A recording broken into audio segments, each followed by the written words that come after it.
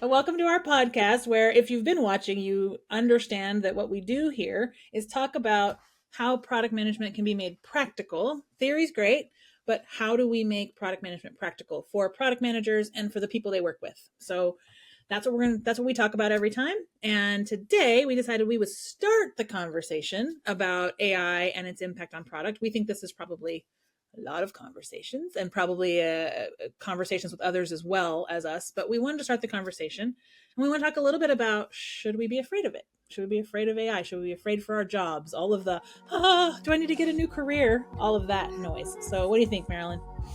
I think this is going to be a fascinating conversation, and to your point, it's going to be a multi-episode conversation, because I think there's so many directions and so many conversations in this space. Totally.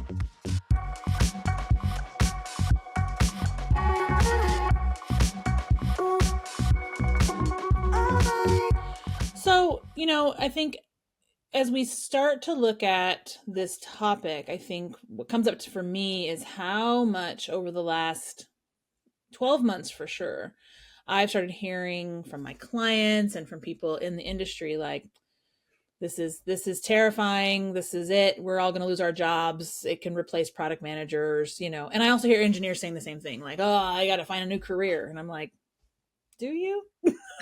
So is that what we're doing? Because I'm not going to do that, right? So, same thing for coaches, right? People are like, oh, it's going to replace coaching. Is it? Right? So I think, Marilyn, the first question I would say is it?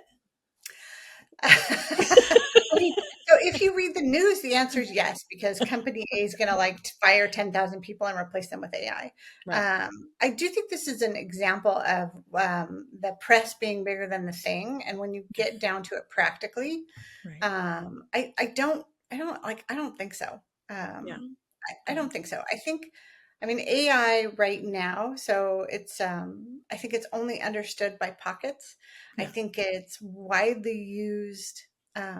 It's widely used for, I don't know, kind of fun things, unless, I think there's two sides of it, right? And I think we've had this conversation a couple of times. I think there's what do legitimate companies want to do with this, and how can it help unlock what we do on a day-to-day, right. And how does it help companies and consumers be more effective? And then there is the dark side of everything, including tech, which is how do bad actors leverage these tools right. to do very naughty things. And I think there's a conversation in both directions, but we'll talk about it in practical terms first. Yeah. No, I don't think it's going to replace anybody's job. Okay, good. What do you think? Whew, that's a relief. Keep going.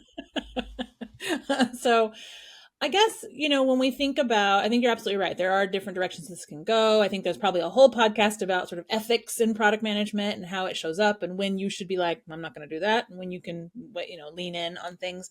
But when we think about how can we use this as a tool instead of being afraid of it, what comes to your mind in terms of those things? So I think that, man, there's I'm going to laugh because we're going to talk about frameworks again. Because I've recently people keep putting frameworks under my nose about how to evaluate where to leverage AI. And right.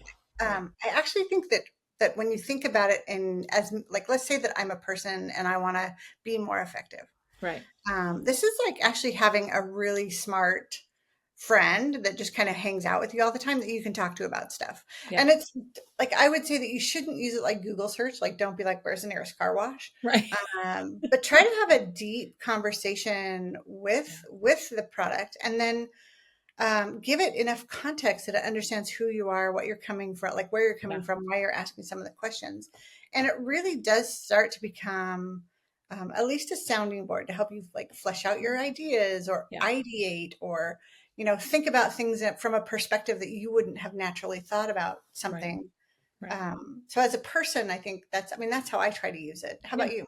Same. I think they're often the way I'm using it is I'll think hey, I want to work on this sort of strategy. I have this thing that I want to unpack a bit. Here are my bullet points. Here's who I am. Here's the player I am in this context. Here's what I'm trying to get to. And here are my ideas. Help me. Yeah. right? Like help me either flesh these out, tell me if they're not, if there's something that you think I'm missing, or give me new ones, right? Like, and really learning how to have that conversation so that it can actually swoop in and be like, oh, hey, yeah, you're on the right track. There are links here. Like what you said here actually links to this other thing you said that maybe you didn't see, right? Yeah.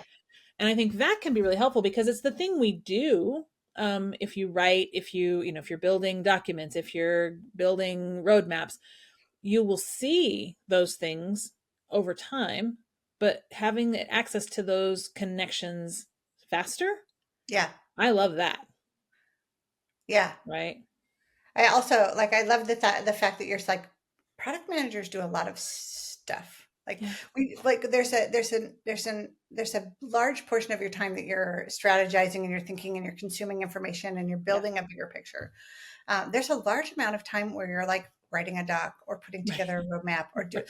doing things that are more, I would say they're not value add, but they're communication tools. Right. And I love the idea of using generative AI or just AI to Mm-hmm. start to automate some of those tasks because those Yeah. are not they're not great value adds. You need them because Right. they're part of what you need to communicate. Yeah. But it's not the sort of like it's not the golden place to sort of like Right. spend your human calories. Right. Right. I mean, and I will even do things like, hey, I'm doing this. Here are the other two documents I've already written. Help me get there, right? Like help me frame how I would, say this based on these other things I've done. So I can still use things that I've created out of my own, mind and Yeah, have it help pull the information and say, ah, yes, you were trying to tell this story, right? yeah, Then I can say, not quite. Right? I'm trying to yeah. tell this story. Kind of. Oh, okay, let me help you again. And I think, across time, I really have appreciated that element as well. Yeah, And kind of to what you said, like there are so many parts of being a product manager. Part of the reason why it's a hard job is that it is, I always refer to it as altitude sickness. Like you're way up in the clouds looking and seeing at a distance and trying to see where it's going and what's going to happen next and what's around the corner. And then you're down in like blade of grassland. Like, what is this actual tiny little thing that's happening? And what did the team do? And what are we going to do about it? And I think the idea that all of the work that is in there, to your point, isn't value add, but there are places where you could say, hey, given all of this, you know spit me out some user stories to start with, right? Or exactly. Yes, whatever. I love that. Yeah. Or like do my testing. Yeah. As a user, as this user, do like run my test cases. Have I got them all? What else will Yeah. this Did I user do? miss anything? Right. Because I mean, I was always really good at happy path and a handful of terrible paths, right? But then I would be like, someone would say, well, what about this? And I'd be like, never crossed my mind. Yeah. Right. Like it would never even occurred to me that could happen. Right. I mean, I did shut down people's Amex cards, testing Amex cards once, but Wait, what? what do you mean your Amex card got torn up, shredded, and you have to get a new one? Sorry. Like, you know what I mean? Like, and I think there are so many tasks that it would be nice to hand over. Yeah. Right. Or, Yeah. yeah. Do you, like I'm not. So actually, thank you. You just gave me a great idea. I'm not naturally. You know how there's some people that like they're insecurity because they naturally think that way. Yeah. They instantly think of all the abuse patterns. They instantly think of all of the security holes. That's Yeah. not me. Mm-mm. I love dreaming up magical happy path. Right. Like if it does not have unicorns and rainbows, I probably didn't think it up. Not interested. Right. But I do think that having, as a bad actor, find all the holes in this or find all of the Yes. abuse potentials. Like Yep. that's a great way to use my like third party helper, Yeah. my augmentation. Totally. So all right, we've established that people shouldn't be freaking out about their job. Right. But they are afraid and the news is not helping. Right. So let's just say that I am someone who's out there in the universe and I'm a Yeah. little nervous. How do I get started? What do I do? Well, I mean, I think my inclination is to say the first thing you have to do is get a little education, right? You have to understand it. And maybe you don't have to become a AI product manager, right? Necessarily, but you need to be able to understand a little of the history. How did we Mhm. get here? Because I mean, a little of the history. How did we get here? What can it do now? what do people think it's going to be able to do? How much of that's real, right? Like all of these kinds of, pieces. And part of the reason I say that is I think there are people in the world that just think it's, they're like, well, how is it different than Google? And I'm all, oh, how is it different than any search? And I'm like, well, it's totally different, right? And it has some of the foundation was laid there, right? But what happens next is different. And I think if you don't have some knowledge of that, you have no idea how you can use it. And so it is a threat. It's anything that we're ignorant about makes us scared. Yeah. Right. Yeah. I think that you said something that I've had to reinforce, especially with some of the people that I work with that aren't so technical. Sure. And that is where the fear starts, right? Fear comes from things that you don't know. Right. Search is a thing. Yeah. And that's just you're indexing stuff, and you're going and finding stuff that you've indexed. Right. Machine learning is a thing. It's been around for a really long time. Yeah. And that's helping you understand what could be next, or predicting what's next based on the information you have. Yep. Generative AI is making up something completely new. Right. So a lot of times when I hear people talking about Gen AI or Open AI, they're actually not talking about Gen AI at all. Right. They're really talking about like search or ML. Right. And so I think knowing a little bit about the basic terms and how and why you would need any of those things as a product manager. Yeah. And then I think there's kind of two aspects to it. One, how do I use this thing I'm going to call it hyper augment myself. Yep. You're now going to turn yourself into the bionic man. And I think that if you think back to like before we all had a computer, or before we were all walking around with like an iPhone, you didn't actually know a lot of stuff. You didn't have all of these tools at your fingertips, and you couldn't find the nearest car wash wherever you were in the world. Right. I think that things like Gen AI are going to go the same way. So if you're not using them on a daily basis, and you're not getting that familiarity, you're kind of getting left behind a little bit. Yeah. And then as a product manager, how do you think about starting to use some of these things, search, ML, and what I'll say is like automation of task, and then generative AI, in ways that really help people. And so I think that how do you help your people in your business that may think that you, Leah, are going to use Gen AI to replace them? Right. I mean, I think we have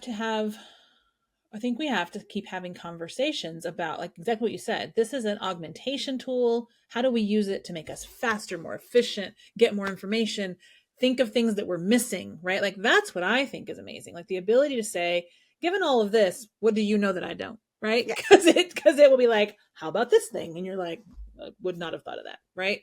And so I think using it for that is important, and helping them understand, like, I don't want to replace their heart, their creativity, their ability to think like the people we serve, their ability to think about our business. Because let's be honest, like how right now Gen AI isn't going to be able to say, oh, this is how this business works, and all of its nuance, and this is where it's got pockets of politics, and this is where it's got pockets of this, like all of that it can't do. The ability to then be the glue, to communicate, to come in and bring heart to the whole thing and say, hey, we're humans and we're having a human experience, and this is my role in product. It can't do that. So really leaning in and saying, listen, I want you to use it. I want you to learn about it and use it so that we can go faster, that we can make more money, so that we can be more efficient, so that we can get things in front of our customers faster. But I'm not replacing you. You are not those things. Right. And so sometimes I think it's piecing apart, like, what is the job, and what are the important parts of the job, and what are just the job because they have to get done. Which, I mean, there's lots of product jobs that are part of the job is like, well, somebody has to do that. So just off you go. Product managers right? But I mean, to me, and I know we talked about this before, but it's often this conversation of product owner versus product manager, right? Yes. And that product owner is a role within product manager, right? you could say there are elements of generative AI that you could say, hey, could you take that role? Yeah. Right, on sort of that. I'm not saying all of it. I'm not, don't, all the product owners out there, don't lose your minds, I'm not saying that. But I'm just saying there are pieces of that that are much more task based, like Yes. take this thing, do this thing, and either machine learning or some form of AI can actually do some of that to free you up for the people side of it, the creativity side of it, the build side of it, the real dreaming, building, creating side. I think one of the problems is people have really latched onto this use case of like Gen AI's creative and it's gonna do all the art and Right. imagination. And so people are like, oh my God, what's left? Just the automation or just the manual shitty tasks. Right. It's actually the wrong way to be looking at it Right. inside your business. Like how do we give machines more of the stuff that humans don't love? Right. And there's I've been talking about values, like my top values, and like how do I express these things at work and how do I bring them to work? I don't know if you know this, Leah, but I value having fun at work. Like I think What? what I'm work should shocked. be fun, right? We should be able to enjoy ourselves. Why would I give the bits that bring me joy and bring others Right. joy Right. to a machine? Yeah. Yeah. I mean, it's not that different than how I always felt about people that were like, we're going to hire a chief strategy officer. And I'm like, no, thank you. That's the part I like, right? Yeah, Like, don't take my stuff, right? It's this, it's similar to saying, like, let me take away the thing that is what you love and yeah. hand it to someone else. And it's like, I don't want you to do that, right? I Especially won't someone want, that's not human. Like, right. I'm like, exactly. So now you're going to throw in the whole, that part of it. Well, that makes me feel special, right? Like, no, thanks. I'll go over No, here and yeah. toilet. I'll just be over here doing data entry apparently, right? With my two fingers. I'm going to go back to that kind of typing. Yeah, But we talked before and I mean, I can be pretty open about this, but when I worked at a travel startup and when I first joined and even still, it's a really big sales organization. And one of the things that when I first joined that they were doing was it was taking them a long time to build trips. These are bespoke tours, right? And so they would go and gather all the information, sometimes from spreadsheets and sometimes from this and sometimes and build a trip. And I started saying, like, let me do that part. And you sell. And all of a sudden they were like, interesting. Say more about that, right? And I would say, like, I'll do the technical lift and I'll hand you something that you can adapt. You can change it. You can change the pieces out if something doesn't quite fit or doesn't make the customer happy. That's fine.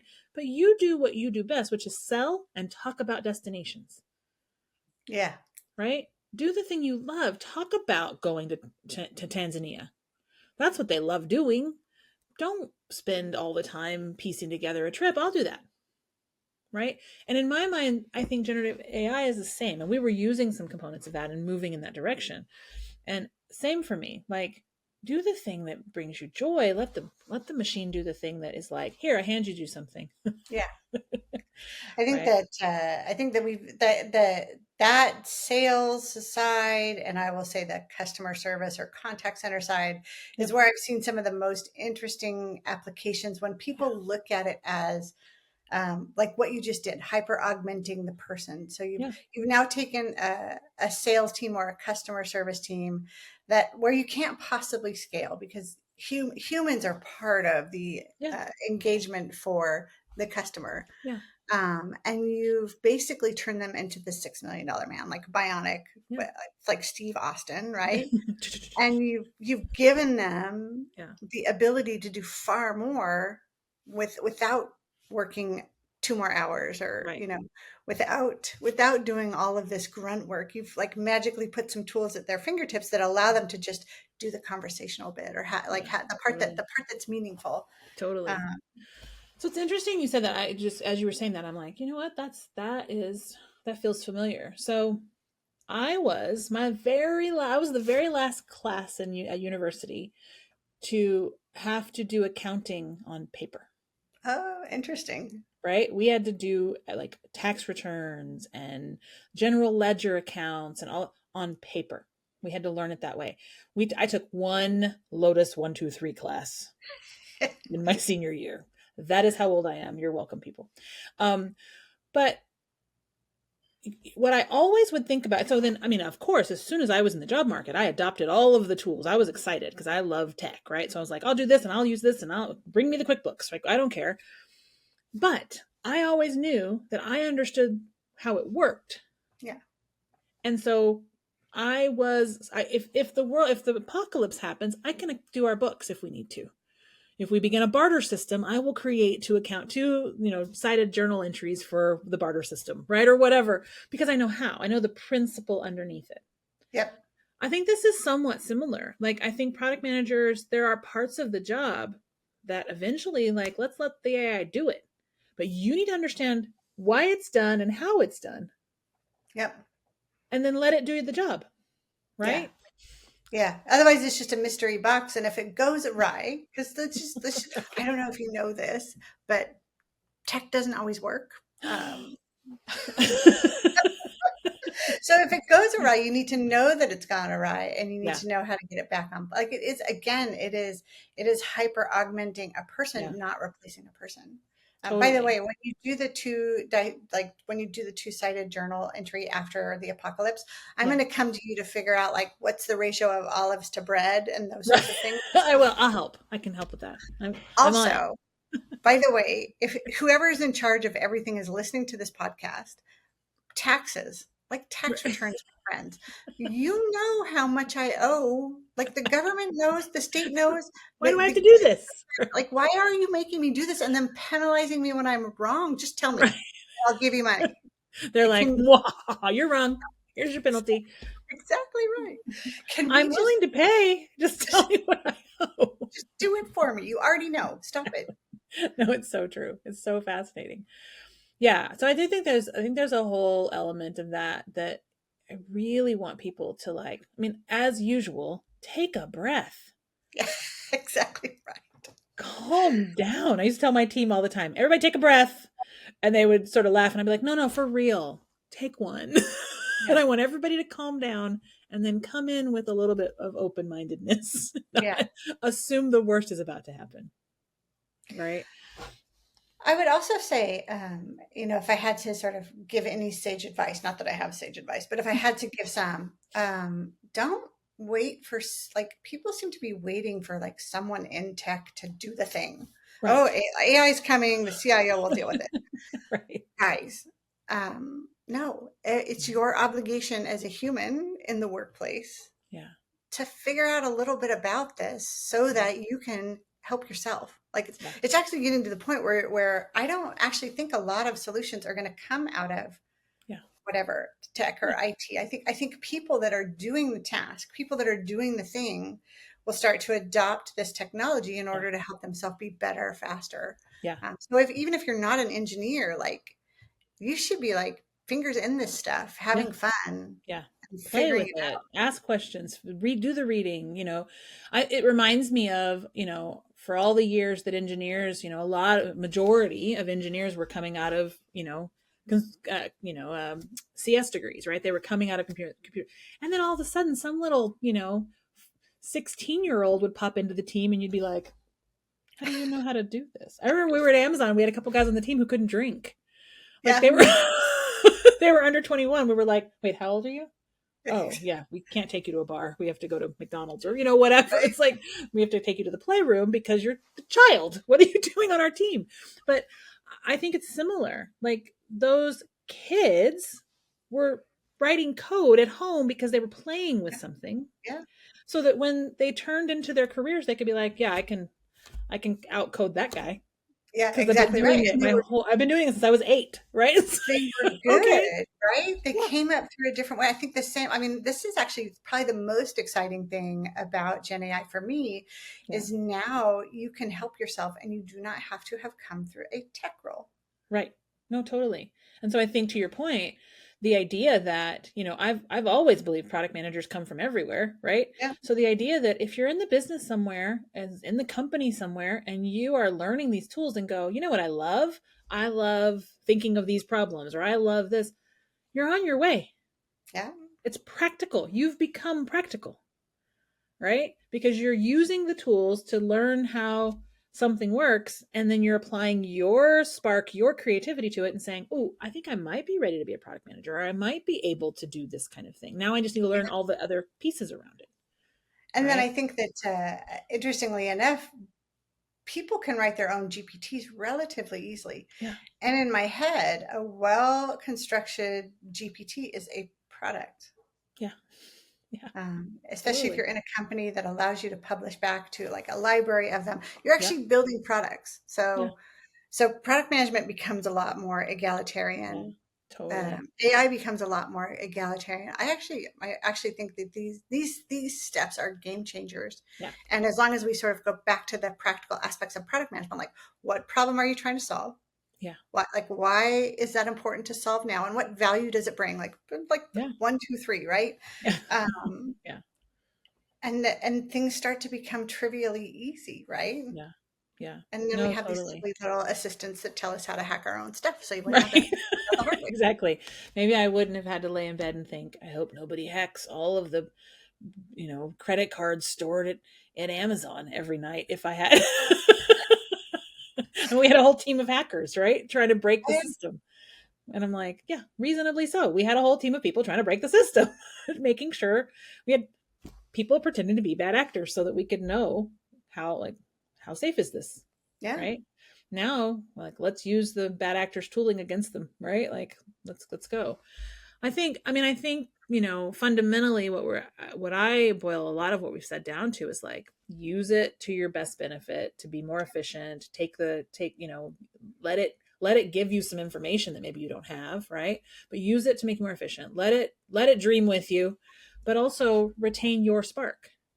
yeah, You be the creative energy, the sparky one, right? Who can come in and be like, I got ideas, right? Like, yeah, I think don't like do the part that's you.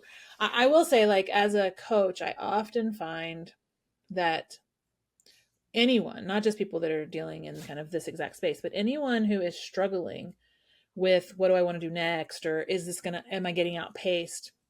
They have forgotten how to tell their own story. yeah, They don't know how to tell their own story, so they've lost that. They don't know the value. And what's crazy to me is as soon as they start talking about it with me, I'm like, well, I can tell you what the value's been, right? Like, it's that I can see it. They don't know what their personal values are, yeah, right? And they don't know how to put that all together to take on the next thing.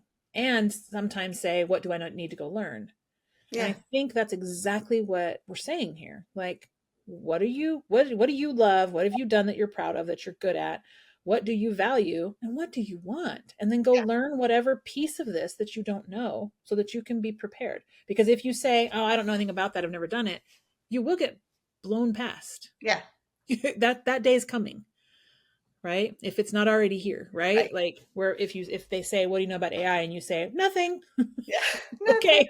Well, good luck, right? I saw that on the cover of a magazine once. Right. So, like, figure out what you don't know. Like, that's educating yourself, Yeah. right? I So, love that you approach that way. And I think it really is. So what I heard is, no, you don't need to be afraid. right. Um, Now that doesn't mean you don't need to be afraid of bad actors who are also like Right. leaning in with AI. And we'll talk about that in another Yeah, episode. for sure. I think there's some really cool products that are Mhm. leveraging AI, but I also think there's a lot of like inflation in the news. So, Right.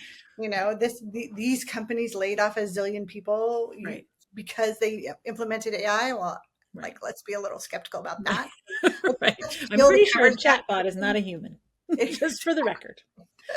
Because the other Um, day, a chatbot called me by the wrong name like 4 times, and I was like, "For real? You don't even know my name? I've logged in, right?" yeah. So and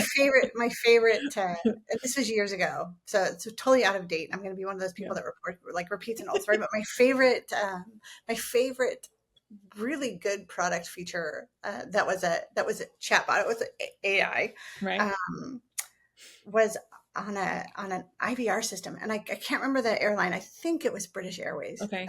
But I was in like phone trees are my personal pet peeve. I just like whoever invented a phone tree Right. should be flogged, and Right. anybody that designs them, like if it's more than one or two options, like what the fuck are Leave me alone, right? And especially if it's like you can say or type what, and you say 7, and it says, I didn't catch that. 7. It's So me I yelling at was all the AI in my house, right? I was stressed. Oh my God. Then we'll talk about voice recognition of females in a little bit too, because that's another subject we should It's a unpack. great topic, right? Oh, bias in tech. What? Uh, Right. so I was traveling. I was stuck somewhere. I was lost in a phone tree, and I was Mm, pissed. I was like, mm, I think I was my body clock was on 2 a.m. ugh. I'm exhausted. I'm trying to get home, and I just remember being like, "Holy fucking shit!" Like, Right. sorry, leave that part out. But I think I shouted at the phone like Right. several bad words in a row, and it just kind of paused, and then it went, "Sorry, you're having trouble. Let's get you to a person right now."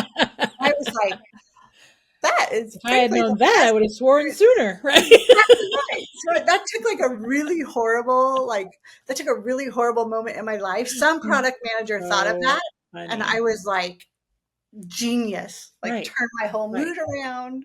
I mean, if you're gonna listen, it better listen. It should listen and try to step in, right? Like, yeah, no, totally. I think That is that's someone walking amazing. all the unhappy path. That's Straight. amazing. I love that. It's like, it probably was British Airways. They're like, do you need some? Do you need something? And you're like, I'm swearing at you, and they're like, oh, let's step in. I wish I could remember. So, like, if anybody remembers or Yeah, knows or worked at this airline and remembers the use case, like, you yeah, made my freaking day. yeah. Like, you made my day. It was Yeah, amazing. feel free to let us know. We would be happy to talk to you about why you did that. Like, let us know. I think also like so we are going to have several conversations here because I think there is a whole thing around ethics. I think there's like the gender side, the race side, like how, where do the bad actors play, where, who defines what good is, like all of those things. I think there's a whole lot of conversation to be had there. And maybe we'll find some other folks who want to join us in that conversation. I would love I that. would love that. But I would also really like for people to tell us like what are you afraid of? What's your experience been? And how are you handling that? How are you managing it? Like, and what else are you afraid of? Because we can have a part two if someone says we're afraid of these three things and you didn't talk about them. Okay, let's talk about it. Right. Yeah.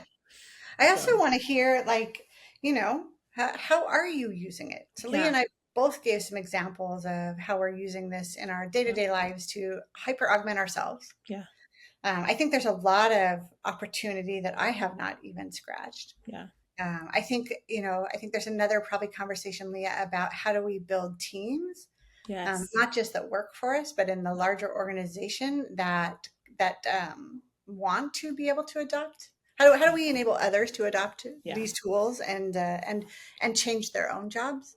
yeah. So what I are you think doing? that's What are great. you doing with AI? How are you Right. making your life better? Yeah, for sure. And if you, like I said, if you have any comments on any of that, we would love to hear from you.